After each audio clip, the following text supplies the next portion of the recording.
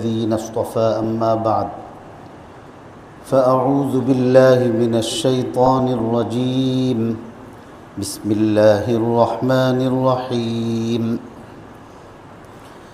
لقد كان لكم في رسول الله أسوة حسنة لمن كان يرجو الله واليوم الآخر وذكر الله كثيرا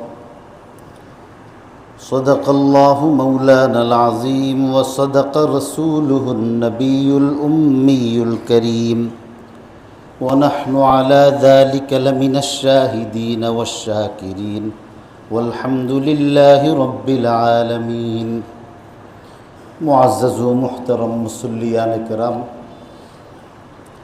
রবিউল আউয়াল মাস চলতেছে।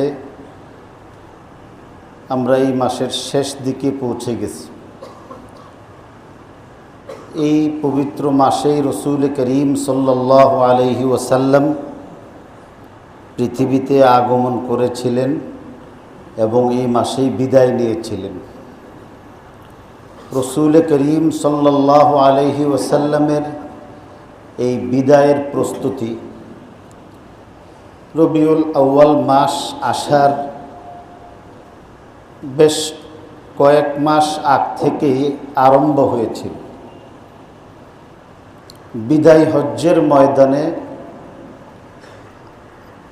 বিদায় হজ্জের সময় আরাফাতের ময়দানে রসূল করিম সাল্লাল্লাহু আলাইহি ওয়াসাল্লাম তার উটনিকে নিয়ে যখন জাবালে রহমতের পাশে আল্লাহ তাআলার জিকির করতেছিলেন, তাসবিহ আদায় করতেছিলেন, কখনো কখনো সাহাবায়ে কেরামের হজ্জের বিভিন্ন আমল সংক্রান্ত বিষয়ে বিভিন্ন প্রশ্নের জবাব দিচ্ছিলেন, তখনই হযরত জিবরিল আলাইহিস সালাতু ওয়াস সালাম আল্লাহ তাআলার পক্ষ থেকে সূরাতুল মাঈদার একটি আয়াতের কিছু অংশ নিয়ে আরাফাতের এই পবিত্র ভূমিতে অবতরণ করেছিলেন। রসূল করিম সাল্লাল্লাহু আলাইহি ওয়াসাল্লামের কাছে এসে সর্বপ্রথম মর্মন্তুদ হৃদয় বিদারক একটি সংবাদ শুনাইলেন। বললেন যে, ইয়া রাসূলুল্লাহ, আল্লাহর পক্ষ থেকে আপনার কাছে আমাকে পাঠানোর যে দায়িত্ব দেওয়া হয়েছিল, আজকে এই দায়িত্ব কমপ্লিট হয়েছে, পূর্ণ হয়েছে। আমার আপনার কাছে আল্লাহর পক্ষ থেকে ওহী নিয়ে আর আসতে হবে না। রসূল করিম সাল্লাল্লাহু আলাইহি ওয়াসাল্লামের কাছে ওই সময়ে হযরত জিবরিল আলাইহিস সালাতু ওয়াস সালাম সূরাতুল মাঈদার এই আয়াতটি তেলাওয়াত করেন। আল ইয়াউমা আকমালতু লাকুম দীনাকুম ওয়া আতমামতু আলাইকুম নি'মাতি ওয়া রাদিতু লাকুমুল ইসলাম দীনা। হে রসূল, দ্বীন ইসলামের যে পবিত্র জিম্মাদারি, আমার যে বিধান আপনার উপর নাজিল করার ধারাবাহিকতা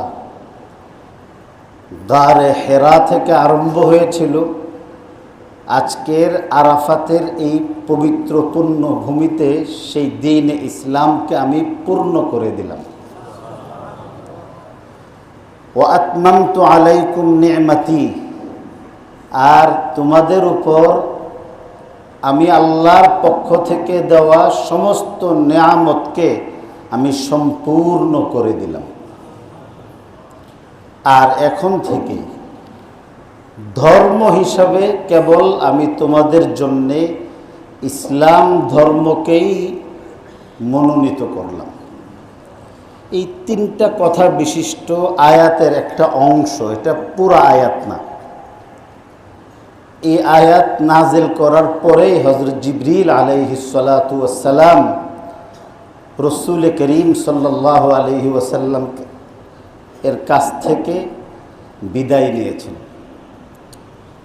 এই আয়াত যখন নাজিল হয়, রাসূলুল্লাহ সাল্লাল্লাহু আলাইহি সাল্লামও বরদাস্ত করতে পারেন নাই। ওনার উট থেকে নেমে আল্লাহর রসুল উটের মধ্যে এভাবে হেলান দিয়ে ফেললেন। ওহী নাজিল হলে ওহীর প্রভাব এত ভারী হতো যে রসুল করিম সাল্লাল্লাহু আলাইহি ওয়াসাল্লাম জান্নাতি 40 জন পুরুষের ক্ষমতা সম্পন্ন হওয়ার পরও হুজুর ঘেমে যেতেন। উটকে আল্লাহ তাআলা শক্তিশালী প্রাণী হিসাবে কোরআন শরীফে ঘোষণা দিয়েছেন। এই উটের পক্ষেও আল্লাহর রসুলকে বহন করা সম্ভব হইত না, মাটিতে বসে 4 পা ছড়াইয়া দিত, এত ভারী ছিল। রসুল করিম সাল্লাল্লাহু আলাইহি ওয়াসাল্লামের কাছ থেকে হযরত জিবরিল সেদিন শুধু বিদায় নেননি, আল্লাহর রসুল সাল্লাল্লাহু আলাইহি ওয়াসাল্লামের দুনিয়া থেকে বিদায় নেওয়ার ইঙ্গিতও দিয়েছিলেন। এই আয়াত নাজিল হওয়ার পরে সাহাবা একরাম খুব খুশি হয়ে গেলেন, সাধারণ সাহাবী, যে আল্লাহর দেওয়া সব নিয়ামত আমাদেরকে পূর্ণ করে দিয়েছেন, কাজে নিয়ামতের আর কোনো ঘাটতি নেই। দ্বীন ইসলামের জন্য আমরা যে কষ্ট করতেছি, আল্লাহ এই দ্বীন ইসলামকেই আমাদের ধর্ম হিসাবে মনোনীত করে দিয়েছেন, আর কোনো ধর্ম চলবে না। তাহলে আল্লাহর একমাত্র নির্বাচিত মনোনীত পছন্দের ধর্মের অনুসারী বানিয়েছে।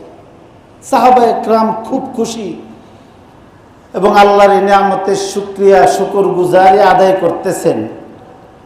এই আনন্দের ভিতরে হযরত আবু বকর সিদ্দিক রাদিয়াল্লাহু তাআলা আনহু আর হযরতে ওমর রাদিয়াল্লাহু তাআলা আনহু দুইজনেই কাঁদতে শুরু করছেন। সকলের হাসি আর সবের আনন্দের মাঝে এই দুই মহামনীষীর উপর যেন সারা পৃথিবীর কষ্ট এসে অবতীর্ণ হয়েছে। কিন্তু দুইজনের দৃষ্টিভঙ্গি দুই ধরনের। হযরত আবু বকর সিদ্দিক রাদিয়াল্লাহু তাআলা আনহু বলেন, দিন যদি আল্লাহ কমপ্লিট করে থাকেন তাহলে তো আল্লাহর রসুলের পৃথিবীতে আর থাকার কোনো প্রয়োজন নেই, কারণ দিনকে কমপ্লিট করার জন্যই তো আল্লাহ তাআলা পাঠিয়েছেন, এটা নবীর জিম্মাদারি। কাজেই নবীদের জিম্মাদারি দায়িত্ব পূর্ণ হয়ে গেলে আর আল্লাহ তাআলা বেশি দিন তাদেরকে রাখেন না। তো আল্লাহর রসুল সাল্লাল্লাহু আলাইহি ওয়াসাল্লামের দুনিয়া থেকে বিদায় নেওয়ার এই কষ্টে হযরত আবু বকর সিদ্দিকের দিলের মধ্যে যে আঘাত লেগেছিল, ঐতিহাসিক মুয়াররিখিন ওলামা একরাম বলেন যে ওনার এই হৃদয় পুড়ে গিয়েছিল, নিঃশ্বাসের সঙ্গে কলিজা পুরার গন্ধ করত।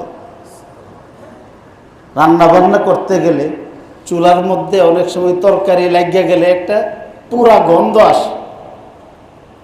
হযরত আবু বকর সিদ্দিক রাদিয়াল্লাহু তাআলা আনহু নবীজির বিয়োগ ব্যথায় সুখ যাতনায় কাতর হয়ে বিরহের আগুনে তার দিল পুড়ে গেছিল। কি ধরনের কষ্ট ছিল! এই জন্য হযরত আবু বকর সিদ্দিক গড়াইয়া কাঁদতে শুরু করছেন। আর হযরতে ওমর রাদিয়াল্লাহু তাআলা আনহু, আল্লাহ তাকে নবুয়তি মেজাজ দান করছিলেন, এমন সমজদার ছিলেন যে আল্লাহর রাসূল ইরশাদ করেন, লাউ কানা বাদি নবিয়্যুন লাকানা ওমর, আমার পরে যদি আল্লাহ তাআলা কাউকে নবী বানাইয়া পাঠাইতেন তাহলে ওমরকেই নবী বানাইতেন।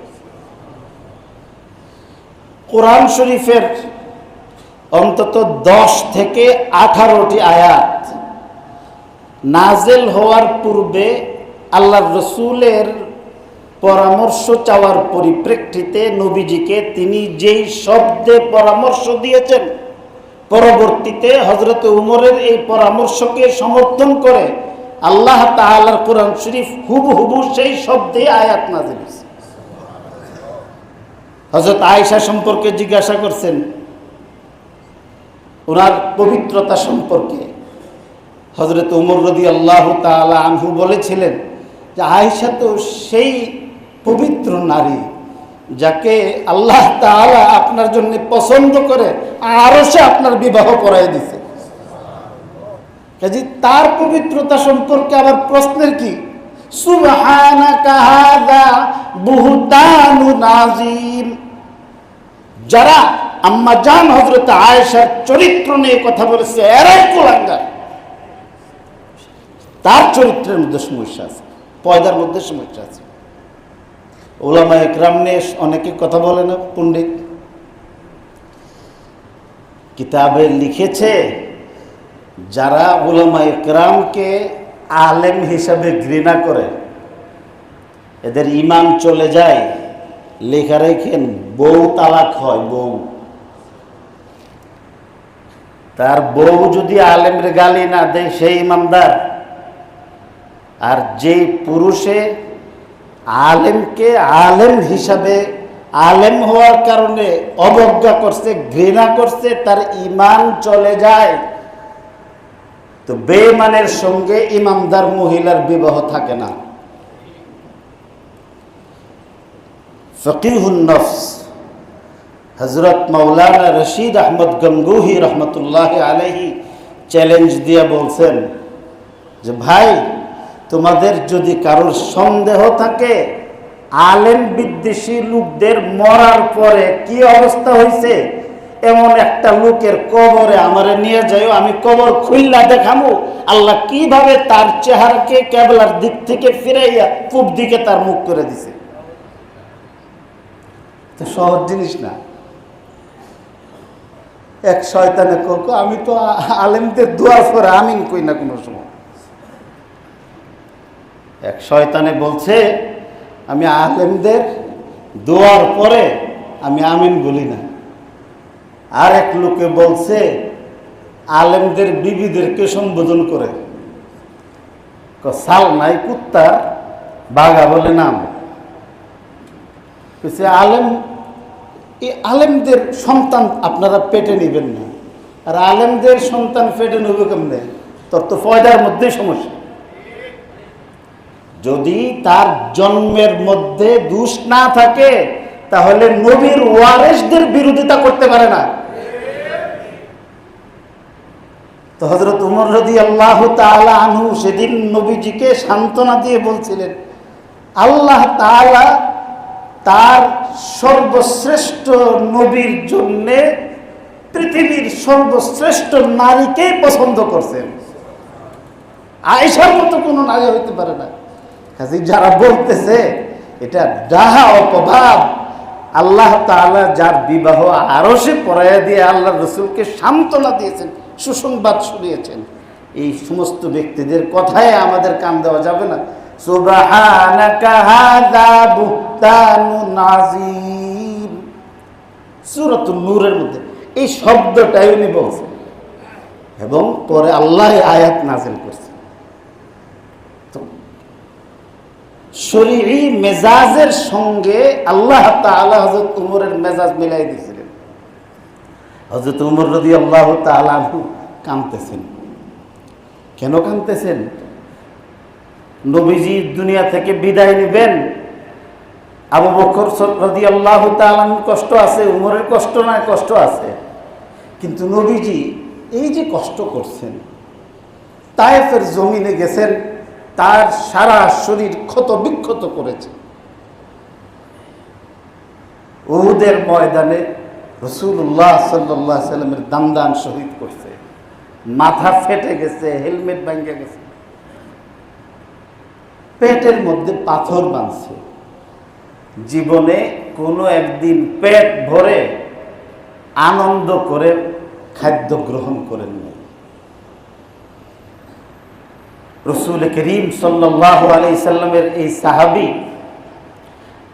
নবীর মেজাজ বুঝতেন। কেন করছেন? দ্বীনের জন্য। দ্বীনের জন্য, আল্লাহর বিধানের প্রতিষ্ঠার জন্য তিনি এই কষ্ট করেছেন। দেশান্তরী হয়েছেন, নিজের বাস্তব বিঠা থেকে উচ্ছেদ হয়েছেন, বাস্তহারা হয়েছেন। খালি এই টঙ্গী বাস্তহারা না, আল্লাহর রাসূল বাস্তহারা হয়েছেন, ঘর বাড়ি থেকে উচ্ছেদ হয়েছেন, সব কিছু থাকার পরেই নিঃস্ব হয়েছে, নিজের কন্যাদেরকে তালাক প্রাপ্ত হয়েছে। আবু জাহেলের 2 ছেলে তালাক দিয়ে দিছে। তো এইভাবে এই সব কষ্ট স্বীকার করছেন দ্বীনের জন্য। তো হযরত ওমর রাদিয়াল্লাহু তাআলা আনহু বলেন, আল্লাহর নিজাম হলো মা মিন শাইইন ইয়াকমুলু ইল্লা ওয়াকাদ নাকাস। যখন কোনো জিনিস পরিপূর্ণ হয়, কমপ্লিট যখন হয়ে যায়, আর পূর্ণ হওয়ার যখন সুযোগ থাকে না, তখন তার মধ্যে আস্তে আস্তে ঘাটতি আসে, কমতে থাকে। বাড়ার যা তো বাইরেই গেছে, উঠবার যা তো উঠছেই, এখন কি করব? নামবো। তো তিনি আফসোস করতেছেন যে দিন যেহেতু কমপ্লিট হয়েছে, এখন তো আস্তে আস্তে এটার মধ্যে ঘাটতি আসতে শুরু করবে, দিনের ঘাটতি এসে পড়বে। এই জন্যে হযরত ওমর কান্না শুরু করছে। সাহাবায়ে কেরাম রিদওয়ানুল্লাহি তাআলা আলাইহিম আজমাইন নবীজির সামনে যখন থাকতো, তখন এক হাল ঘর থেকে বের হওয়ার পরে কিছুটা পরিবর্তন হইতো, এবং এই জন্য আল্লাহ রাসূলের কাছে ওনারা অভিযোগ করছে যে ইয়া রাসূলুল্লাহ, আমরা যখন আপনার সামনে থাকি তখন তো আমাদের এক হাল থাকে, বাইরে গেলে অবস্থা পরিবর্তন হয়।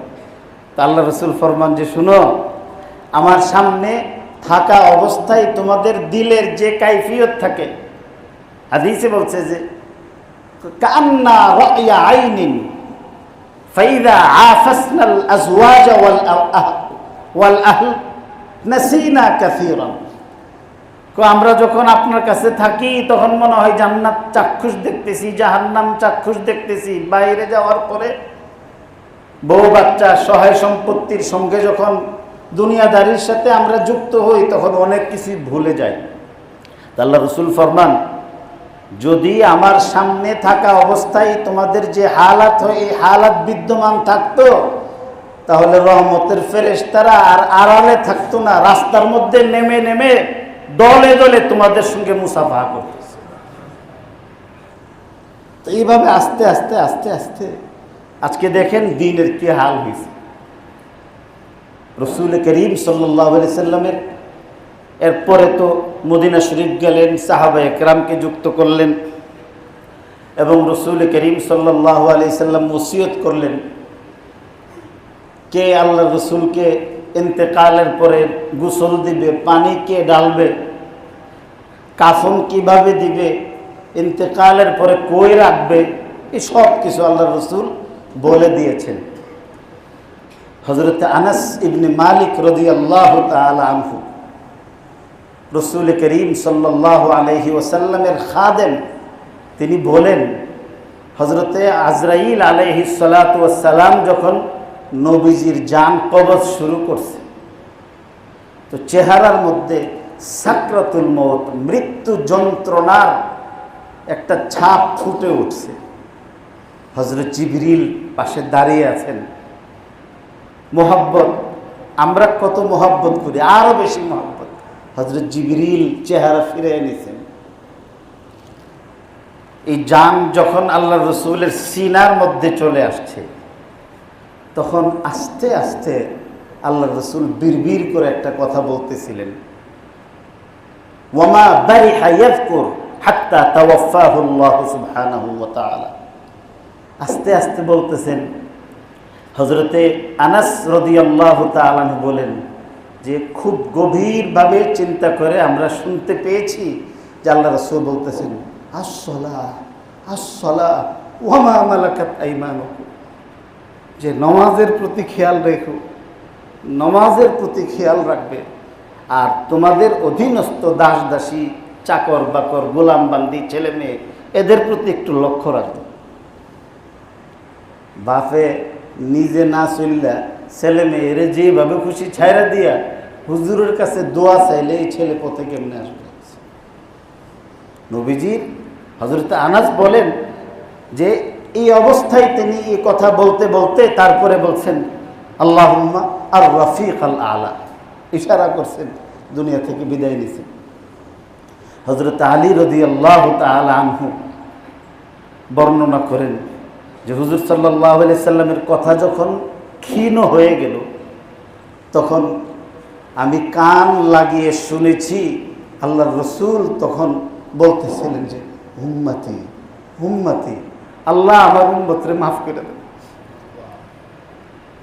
তো আমাদের এই দয়াল নবী, দরদি নবী, রাহমাতুল আলামিন, তিনি আমাদের জন্যে, আমাদের দ্বীনের জন্যে, আমাদের নামাজের জন্যে, দ্বীনদারির জন্যে জীবনের শেষ মুহূর্তে মুমূর্ষ অবস্থায় আমাদেরকে তিনি ভুলেননি। আমরা তার সুন্নত ভুলি কিভাবে? তার আদর্শকে আমরা অবজ্ঞা করি কেমনে? তার আদর্শের অনুসারী ওলামায়ে কেরামরে গালি দেই কেমনে? তো এদের যদি জন্মের মধ্যে দোষ যারা থাকে, তো এদের এই শব্দ হয়। আমরা দেশে এটার বিভিন্ন শব্দ বলে, ওইগুলি মসজিদের মধ্যে আমি আর বললাম না আর কি। আল্লাহ তাআলা আল্লাহর রসুলের জিন্দেগির শেষ ওসিয়ত এই নমাজ আজকে কিন্তু আমাদের সমাজে সবচেয়ে বেশি অবহেলিত।